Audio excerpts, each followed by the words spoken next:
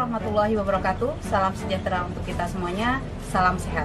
Terima kasih kepada Bapak Dadang Herli selaku dosen pengajar, teman-teman kelas pidana Strata 2 Pasca Hukum Universitas Sultan Ageng Tirtayasa. Perkenalkan, kami dari kelompok Charlie yang terdiri dari saya sendiri, Charlie 1 Siti Barokah, Charlie 2 Saudara Sandra Valiana, Charlie 3 Saudara Yanuar Adi Nugroho, Charlie 4 Saudari Rima Eka, Charlie 5 Saudara Rohil Aziz, Charlie 6 Saudara Supardi. Baiklah, kali ini kami akan mendiskusikan terkait dengan pembuktian dalam penanganan perkara tindak pidana pencucian uang yang pidana asalnya dari tindak pidana korupsi. Selanjutnya, mari kita saksikan video diskusi dari kelompok kami. Cekidot.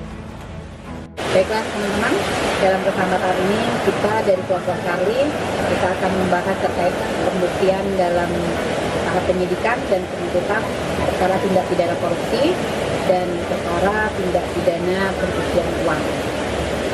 Sebelum kita masuk dalam pembahasan ini, saya akan menjelaskan terkait tindak pidana korupsi yang saat ini menjadi salah satu kejahatan yang luar biasa atau biasa disebut extraordinary crime. Pemberantasan tindak pidana korupsi di Indonesia lebih difokuskan pada proses peradilan pidana. Proses tersebut bermula dari tahap penyidikan, kemudian pembuktian, penuntutan hingga vonis hakim di pengadilan. Pembuktian adalah tahapan yang sangat esensial baik kepada terdakwa maupun penuntut umum. Dikatakan demikian karena ketika terjadi silang sengkarut pendapat antara terdakwa dan penuntut umum, maka pembuktianlah yang akan menjadi rujukan hakim dalam menjatuhkan putusan. Secara umum, proses pembuktian perkara pidana telah diatur pasal 183 sampai dengan pasal 189 Undang-Undang Nomor 8 Tahun 1981 tentang Kitab Undang-Undang Hukum Acara Pidana.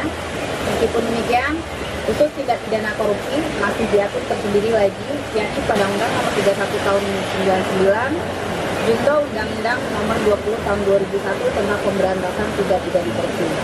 Paralel dengan peraturan anti korupsi adalah Undang-Undang Nomor 8 Tahun 2010 tentang Pemberantasan Tindak Pidana Pencucian Uang. Dalam pasal 73 junto pasal 77, peraturan aktual secara implisit mengatur proses pembuktian yang berbeda dengan KUHP. Itu artinya bahwa peraturan anti korupsi maupun pencucian uang cenderung mengatur lebih spesialis ketentuan yang tentang pembuktian. Hal ini tidak terlepas dari sifat dan karakter kedua kejahatan tersebut yang berbeda dengan tindak pidana pada umumnya. Baik tindak pidana korupsi maupun pencucian uang dikualifikasikan sebagai extraordinary crime, sehingga membutuhkan extraordinary process. Tindak pidana korupsi biasanya berkelindan dengan tindak pidana pencucian uang. Hal ini dapat dipahami karena salah satu crime dari money laundering adalah tindak pidana korupsi. Tindak pidana korupsi adalah kejahatan yang dikategorikan sebagai kejahatan luar biasa, extraordinary crime, yang tidak hanya menimbulkan bencana bagi perekonomian nasional, tetapi juga merupakan pelanggaran terhadap hak-hak sosial dan hak-hak ekonomi masyarakat. Tindak pidana korupsi merupakan perbuatan yang sangat tercela dan sangat dibenci oleh sebagian masyarakat, tidak hanya oleh masyarakat dan bangsa Indonesia, tetapi oleh masyarakat bangsa-bangsa di dunia. Sebelum kita membahas pembuktian dalam tindak pidana korupsi dan TPPU, alangkah baiknya kita membahas terlebih dahulu terkait pembuktian dalam hukum acara pidana di Indonesia. Selanjutnya, saya persilahkan untuk pemaparan doa Charlie 2, Saudara Sandra Valiana untuk melanjutkan pemaparannya. Baik, terima kasih atas pemaparannya dari Charlie 1. Sekarang giliran saya untuk memaparkan terkait tentang pembuktian dalam hukum acara pidana di Indonesia. Pertama, terminologi pembuktian menurut WJS Purwadiminta menyatakan bahwa kata pembuktian berasal dari suku kata bukti yang artinya suatu hal yang cukup untuk memperlihatkan kebenaran suatu peristiwa. Sedangkan pembuktian berarti pembuatan atau cara membuktikan. Dalam bahasa Belanda, bukti disebut sebagai bewijs, berarti hal yang menunjukkan kebenaran yang diajukan oleh penuntut umum atau terdakwa untuk kepentingan pemeriksaan di sidang pengadilan. Sedangkan pembuktian disebut sebagai proof, yang artinya penetapan kesalahan terdakwa berdasarkan alat bukti, baik ditentukan oleh undang-undang maupun di luar undang-undang. Intinya, bukti menyangkut hal yang menunjukkan atau menyampaikan kebenaran tentang suatu peristiwa, sedangkan pembuktian proof menyangkut perbuatan atau cara membuktikan melalui alat-alat bukti. Kedua, convention in time atau pembuktian menurut keyakinan hakim melulu dimaknai sebagai sistem pembuktian yang menekankan bahwa hakim dapat menjatuhkan putusan berdasarkan keyakinan belaka dengan tidak terkait oleh suatu peraturan. Ketiga, convention ratione adalah pembuktian berdasarkan keyakinan hakim dengan pertimbangan yang logis, berarti menempatkan hakim adalah mengambil keputusan selain berdasarkan keyakinan juga harus didukung oleh fakta-fakta hukum yang logis. Artinya bahwa hakim diberikan kebebasan untuk memutuskan perkara dengan memperhatikan keyakinannya atas kesalahan terdakwa, namun keyakinan tersebut mesti didukung oleh alasan-alasan yang jelas dan rasional. Keempat, negatif wetlizik berwis koris oleh hakim dalam memutuskan bersalah tidaknya terdakwa selain berdasarkan pada alat bukti yang ditentukan secara limitatif oleh undang-undang juga harus diikuti oleh keyakinan hakim. Pembahasan tentang alat bukti pada dasarnya berhubungan dengan alat-alat bukti yang digunakan untuk membuktikan telah dijadikannya suatu peristiwa pidana. Dalam hukum acara pidana Indonesia, ketentuan tentang alat bukti diatur dalam pasal 184 KUHP, yaitu sebagai berikut. 1. Keterangan saksi. Pasal 1 angka 26 KUHP menyebutkan bahwa saksi adalah orang yang dapat memberikan keterangan guna kepentingan penyidikan, penuntutan, peradilan tentang suatu perkara pidana yang ia dengar sendiri, ia lihat sendiri, dan ia alami sendiri dengan menyebutkan alasan dari pengetahuannya. Sedangkan pada pasal 1 angka 27 menguraikan bahwa keterangan saksi adalah suatu alat bukti dalam perkara pidana yang berupa keterangan saksi mengenai suatu peristiwa pidana yang ia dengar sendiri, lihat sendiri, ia alami sendiri dengan menyebutkan alasan dari pengetahuannya. 2. Keterangan ahli.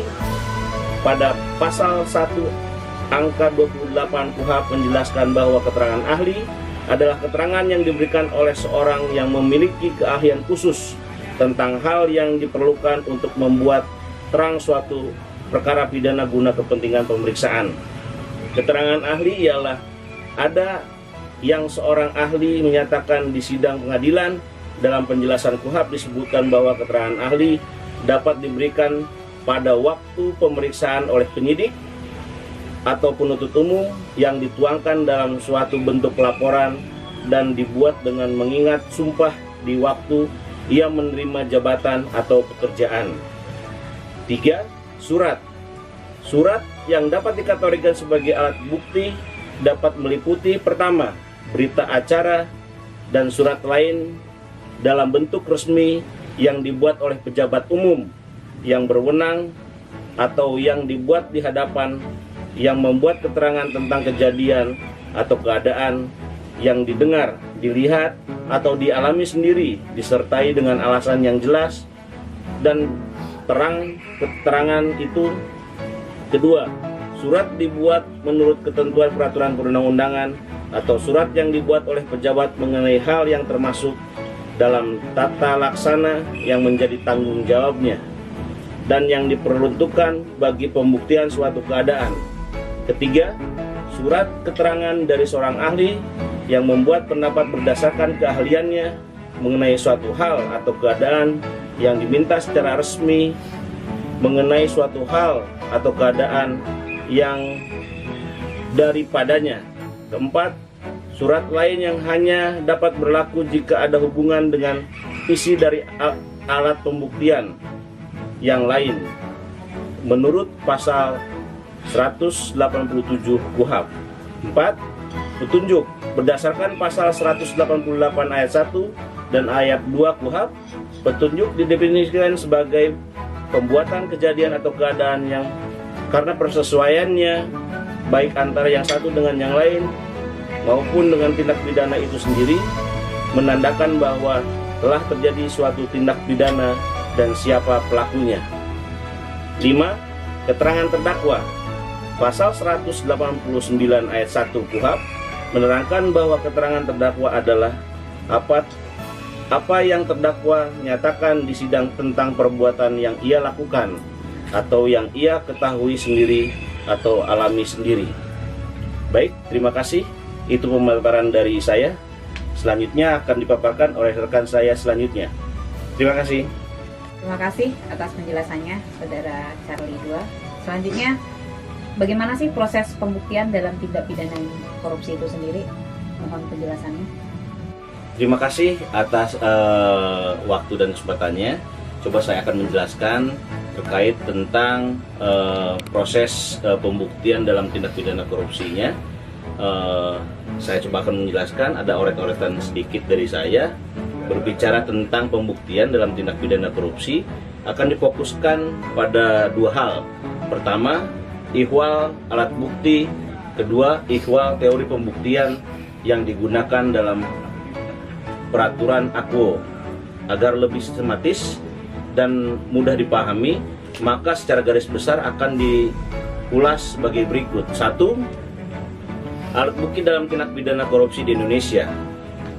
Ketentuan tentang alat bukti dalam tindak pidana korupsi diatur dalam pasal 26A yang menyebutkan bahwa alat bukti yang sah dalam bentuk petunjuk sebagaimana dimaksud dalam pasal 188 ayat 2 Undang-Undang Nomor 8 Tahun 1981 tentang Kitab Undang-Undang Hukum Acara Pidana, khusus untuk tindak pidana korupsi juga dapat diperoleh dari: pertama, alat bukti lain berupa informasi yang diucapkan, dikirim, diterima, atau disampaikan secara elektronik dengan alat optik atau yang berupa dengan itu. Kedua, dokumen, yakni setiap rekaman, data atau informasi yang dapat dilihat, dibaca atau didengar yang dapat dikeluarkan dengan atau tanpa bantuan suatu sarana, baik yang tertuang di atas kertas, benda fisik ataupun selain kertas, maupun yang terekam secara elektronik yang berupa tulisan, surat, gambar, peta, rancangan, foto, huruf, tanda, angka, atau profesi yang memiliki makna. Lingkungan alat bukti yang telah disebutkan dalam pasal 26A tersebut pada dasarnya adalah perluasan alat bukti petunjuk yang telah diuraikan dalam pasal 188 ayat 2 KUHP. Itu artinya peraturan AKUO hanya melengkapi pengaturan alat bukti yang telah diperkenalkan oleh KUHP. Jadi, uraian alat bukti yang dituangkan dalam pasal 184 sampai dengan pasal 189 KUHP masih tetap dipertahankan, tetapi khusus menyangkut bukti petunjuk mendapatkan perluasan sesuai dengan sifat dan karakter tindak pidana korupsi. Perluasan ini sekaligus menjadi langkah responsif dan antisipatif pembentukan undang-undang dalam melihat modus operandi tindak pidana korupsi yang dilakukan dengan cara-cara lebih sistematis dan sulit untuk dideteksi oleh aparat penegak hukum. 2. Yaitu tentang teori pembuktian dalam peraturan anti korupsi di Indonesia. Ihwal teori pembuktian dalam tindak pidana korupsi di Indonesia pada dasarnya berkorelasi dengan teori pembuktian dalam hukum acara pidana. Karena itu, di atas telah diulas 4 teori pembuktian yang dikenal hukum acara pidana, namun hanya teori negatif yang digunakan dalam pasal 183 KUHP. Teori-teori tersebut dalam penjelasannya tidak mutatis mutandis diterapkan dalam undang-undang anti korupsi.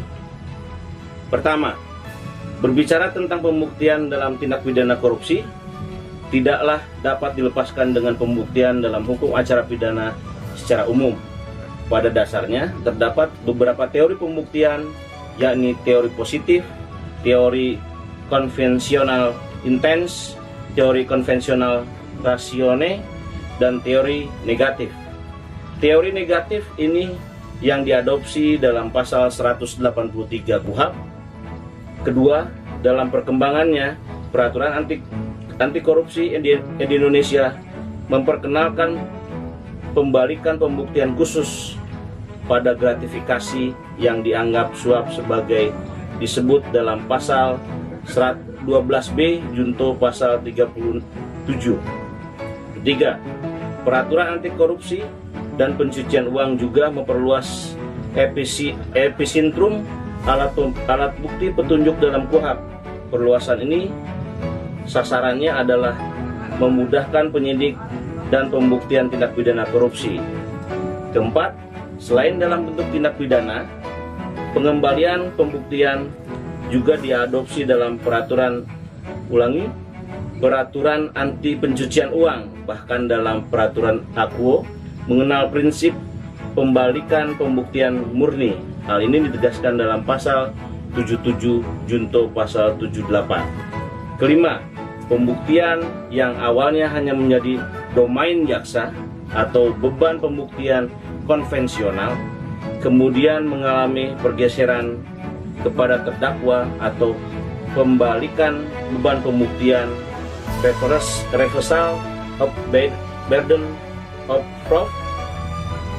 Prinsip pembalikan pembuktian terbagi dua, yaitu pembuktian murni absolut yang dikenalkan dalam bentuk tindak pidana pencucian uang dan pembalikan pembuktian bersifat terbatas dan berimbang yang dikenal dalam pembuktian tindak pidana korupsi.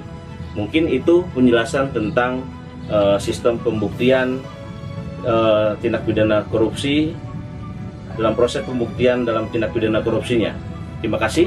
Terima kasih atas penjelasannya, Saudara Charlie 2. Setelah kita berbicara tentang tindak pidana korupsi dan pembuktian dalam tindak pidana korupsi itu sendiri, ternyata ada lagi tindak pidana yang timbul dari tindak pidana korupsi. Salah satunya yang dianggap juga sebagai kejahatan luar biasa atau yang biasa disebut extraordinary crime, yaitu tindak pidana pencucian uang. Mengenai hal tersebut, pembuktiannya akan dijelaskan oleh rekan saya, Pemapar 3, Charlie 3, Saudara Yanuar. Saya persilakan. Terima kasih Charlie 1. Selanjutnya saya Charlie 3 akan membahas terkait pembuktian tindak pidana pencucian uang. Namun sebelum saya membahas terkait pembuktiannya, saya akan terlebih dulu untuk menjelaskan mengenai tindak pidana pencucian uang. Pencucian uang adalah tindak pidana ikutan dari tindak pidana asal. Pidana asal tersebut akan menjadi dasar apakah suatu transaksi dapat dijerat dengan Undang-Undang Pencegahan dan Pemberantasan Tindak Pidana Pencucian Uang. Pencucian uang secara sederhana merupakan upaya untuk menyembunyikan atau menyamarkan uang atau dana yang diperoleh dari suatu aksi kejahatan atau hasil tindak pidana sehingga seolah-olah tampak menjadi harta kekayaan yang sah. Tindak pidana pencucian uang atau disingkat TPPU atau money laundering adalah perbuatan pidana antara lain yang menempatkan, mentransfer, membayarkan atau membelanjakan, menghibahkan, menitipkan, menukarkan, dan menyembunyikan atau menyamarkan objek berupa harta kekayaan yang diketahuinya atau patut diduga merupakan hasil dari tindak pidana. Hal ini sebagaimana diatur dalam pasal 2 ayat 1 Undang-Undang Nomor 8 Tahun 2010 tentang pencegahan dan Pemberantasan Tindak Pidana Pencucian Uang. Adapun proses pencucian uang dapat dikelompokkan ke dalam 3 tahap, yakni placement, layering, dan integration.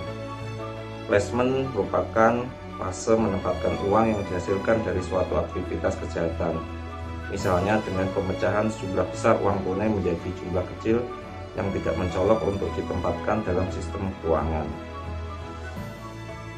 Layering diartikan sebagai memisahkan hasil tindak pidana dari sumbernya, yaitu aktivitas kejahatan yang terkait melalui beberapa tahapan transaksi keuangan. Dalam hal ini terdapat proses pemindahan dana dari beberapa rekening atau lokasi tertentu sebagai hasil placement ke tempat lainnya. Sedangkan integration yaitu upaya penyatuan atau menetapkan suatu landasan sebagai suatu legitimate explanation bagi hasil kejahatan.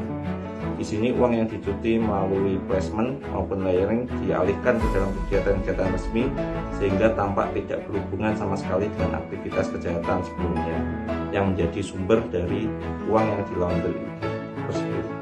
Selanjutnya kami akan menerangkan pembuktian perkara tindak pidana pencucian uang.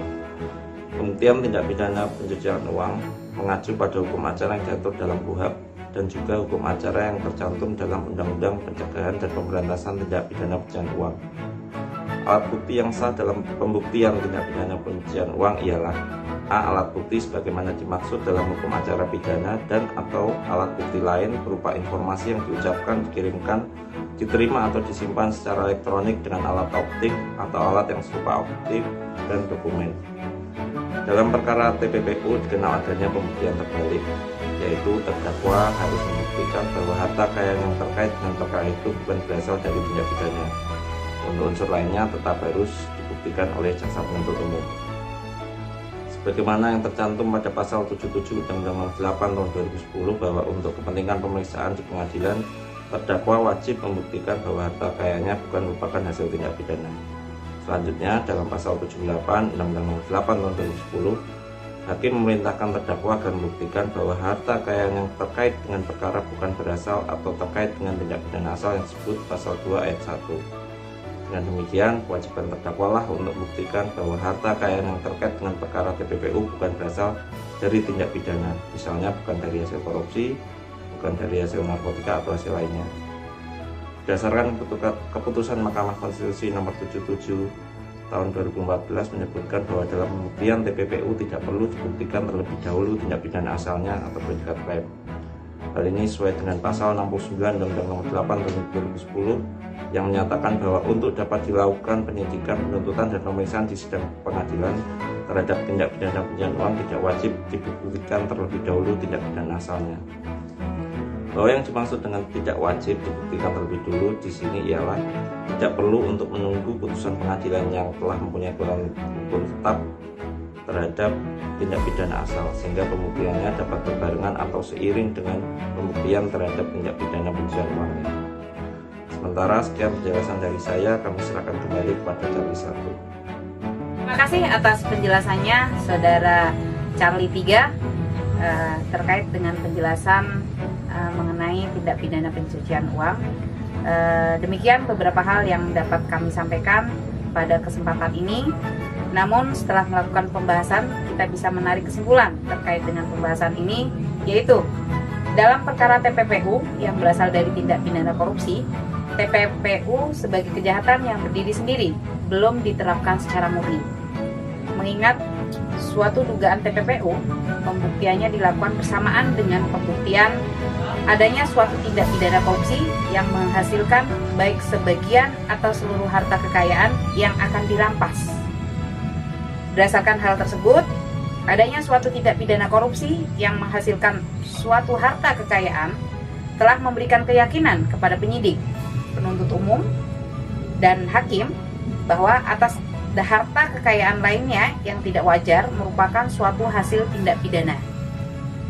Keyakinan tersebut diperkuat dengan proses pembuktian terbalik yang menunjukkan bahwa tersangka dinilai tidak dapat membuktikan asal-usul yang legal atas harta kekayaan yang dinilai tidak wajar. Penerapan asas pembuktian terbalik oleh terdakwa dalam proses persidangan pada satu sisi dapat merugikan proses penuntutan apabila terdakwa dapat meyakinkan hakim mengenai asal-usul harta kekayaannya berasal dari suatu aktivitas bisnis, padahal pelaku melakukan rekayasa informasi transaksi keuangan yang dibantu oleh gatekeepers. Untuk mengatasi hal tersebut, diperlukan penguatan alat bukti dalam perkara tindak pidana pencucian uang, khususnya yang berasal dari tindak pidana korupsi. Penguatan alat bukti ini juga sejalan dengan teori pembuktian dan alat bukti yang menyatakan bahwa alat bukti merupakan segala hal yang dapat digunakan untuk membuktikan perihal kebenaran suatu peristiwa di pengadilan yang bersifat langsung maupun tidak langsung dengan suatu tindak pidana sepanjang dapat dinilai merupakan alat bukti yang relevan mendukung proses pembuktian. Dalam sejumlah putusan perkara TPPU yang berasal dari tindak pidana korupsi, alat bukti yang digunakan mengacu kepada unsur dalam pasal 345 Undang-Undang Pencegahan Pemberantasan Tindak Pidana Pencucian Uang, berupa alat bukti yang menguatkan adanya perbuatan mengalihkan, menitipkan, mengubah bentuk, menukarkan dengan mata uang atau surat berharga, menyembunyikan atau menyamarkan asal-usul dan lainnya. Penggunaan alat bukti dan pembuktian untuk menilai kebenaran dan keabsahan suatu kepemilikan bisnis perlu didorong sebagai alat bukti yang terkait dengan perbuatan menyembunyikan atau menyamarkan asal-usul. Pasal 4 Undang-Undang PPTPPU oleh penyidik, penuntut umum, dan hakim. Sifat pembuktian atas kebenaran suatu kepemilikan bisnis menggunakan asas-asas yang biasa digunakan dalam perkara perdata. Dalam hal ini, yang dicari adalah kebenaran formal. Dalam pembuktian formal, keberadaan dokumen resmi dan melalui sarana yang dapat diverifikasi perlu didorong menjadi alat bukti untuk menilai keabsahan atau validasi suatu kepemilikan usaha bisnis atau transaksi bisnis. Nah, pemaparan dari kami kelompok Charlie. Selanjutnya, ada nggak sih ya contoh kasus terkait dengan apa yang jadi pembahasan yang sudah kita paparkan tadi? Ada di sini beberapa contoh yang bisa saya jelaskan. Di antaranya satu, kasus Hashim Ashifi yang merupakan mantan pejabat Direktorat Jenderal Pajak Kementerian Keuangan yang memiliki kewenangan melakukan penyidikan di bidang pajak. Pada tahun 2009, diidentifikasi memiliki uang pada sejumlah rekening dan atau produk bank atau investasi atas nama yang bersangkutan dan pihak keluarga sebesar 64 miliar rupiah. Berdasarkan penelusuran aliran dana, harta kekayaannya berasal dari sejumlah setoran tunai sejak tahun 1998 dan disimpan pada rekening istrinya dan rekening dua anaknya. Terdapat juga setoran pada rekening istrinya dari seorang pemilik perusahaan besar, yaitu sebesar 1 miliar rupiah.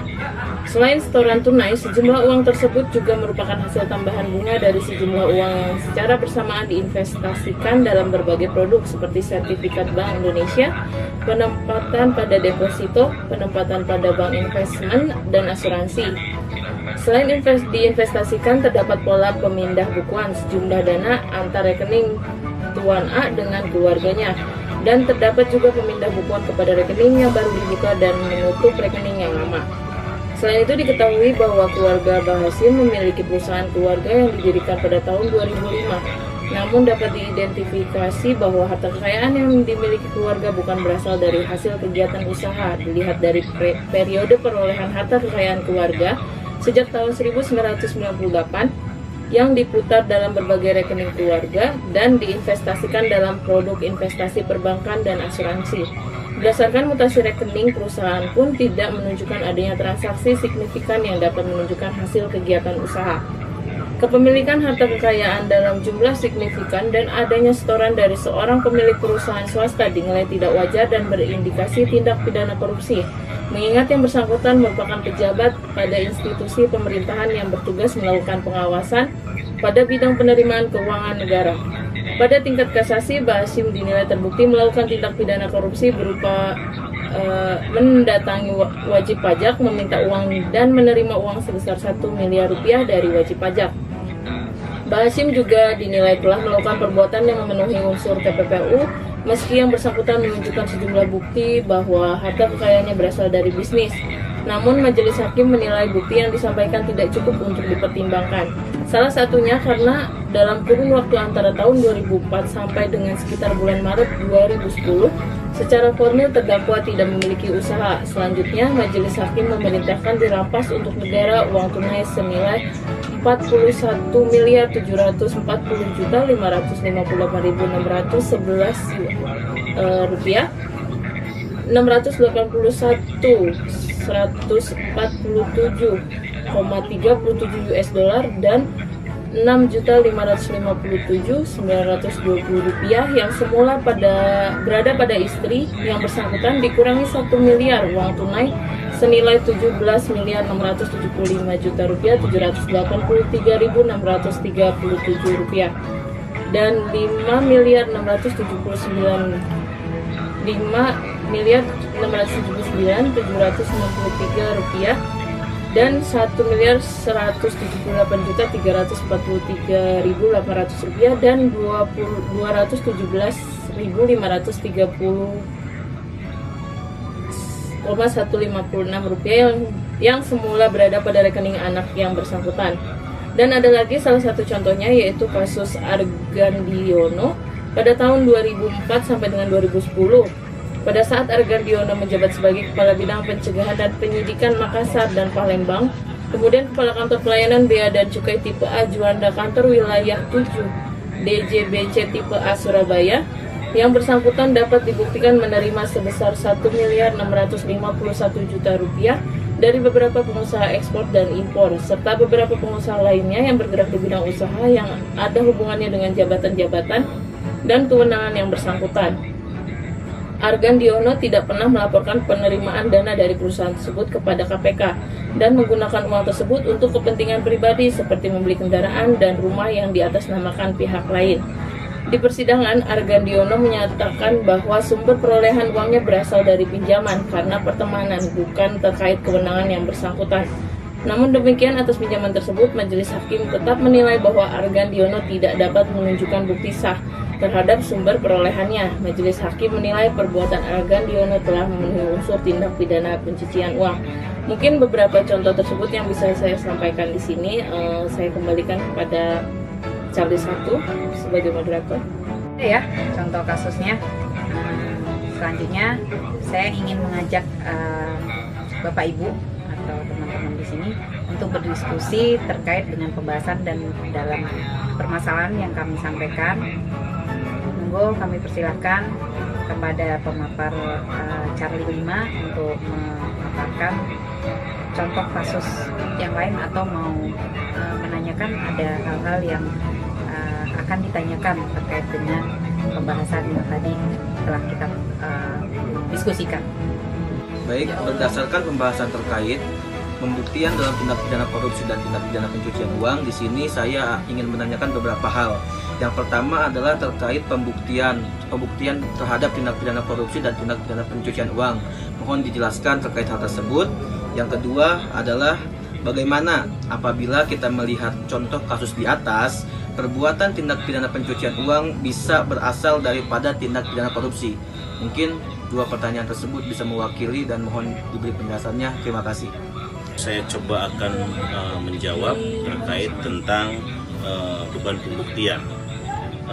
Mengenai beban pembuktian, bahwa dalam hal adanya sifat kekhususan yang sangat mendesak, beban pembuktian itu dapat diletakkan tidak lagi pada diri penuntut umum, tetapi kepada terdakwa. Jadi pada dasarnya pembalikan beban pembuktian adalah peletakan beban pembuktian yang tidak lagi pada diri penuntut umum, tetapi kepada terdakwa. Di Indonesia, sistem pembuktian beban pembuktian dapat dilihat antara lain dalam Undang-Undang Nomor 31 Tahun 1999 sebagaimana diubah oleh Undang-Undang Nomor 20 Tahun 2001 tentang pemberantasan tindak pidana korupsi. Tetapi yang diterapkan dalam Undang-Undang Tipikor adalah sistem pembuktian beban pembuktian yang sifatnya terbatas atau berimbang. Sistem pembuktian, beban pembuktian yang bersifat terbatas atau berimbang ini jelas dalam penjelasan undang-undang tipikor tersebut, yaitu terdakwa mempunyai hak untuk membuktikan bahwa ia tidak melakukan tindak pidana korupsi dan wajib memberikan keterangan tentang seluruh harta bendanya dan harta benda istri atau suami. Setelah penjelasan dari saudara Charlie 2 yang telah menjelaskan terkait dengan pertanyaan saudara Charlie 5 terkait dengan pertanyaan pertama mengenai beban pembuktian tindak pidana pencucian uang. Selanjutnya untuk pertanyaan yang kedua akan dijawab oleh saudara Charlie 3. Saudara Charlie 3, kami persilahkan. Pada kasus Argandiono dan Rudi Rubiandi ini, seluruh harta kekayaan yang didakwakan TPPU merupakan harta kekayaan yang seluruhnya dapat dibuktikan berasal dari tindak pidana korupsi. Dalam hal ini dibuktikan dari adanya perbuatan penempatan, pentransferan, dan penitipan ke pihak lain. Penempatan pada safe deposit box, penukaran dalam mata uang lain, dan pembelanjaan atas uang hasil tindak pidana korupsi tersebut. Dalam kasus Rudi Rubiandi ini, adanya perbuatan yang bersangkutan menitipkan sejumlah uangnya ke safe deposit box pihak lain merupakan salah satu indikator yang menguatkan upaya penyembunyian asal-usul harta kekayaan hasil kejahatan serta mempersulit pelacakan penegakan hukum. Pada sisi lain, Argandiono meski mengaku yang bersangkutan menerima sejumlah dana dari pihak swasta yang berkaitan dengan kegiatan ekspor impor, namun di persidangan yang bersangkutan menyatakan bahwa sejumlah dana tersebut merupakan suatu pinjaman yang sudah dikembalikan. Namun demikian, atas perjanjian pinjam meminjam tersebut tidak dapat ditunjukkan legalitas formalnya. Demikian teman-teman diskusi kita hari ini, semoga bermanfaat untuk kita semuanya. Namun sebelum kita tutup diskusi kita hari ini, saya punya pantun. Naik delman pergi ke kota. Cakep. Jangan lupa membeli alpukat. Cakep. Demikian diskusi kita. Semoga bisa bermanfaat. Cakep.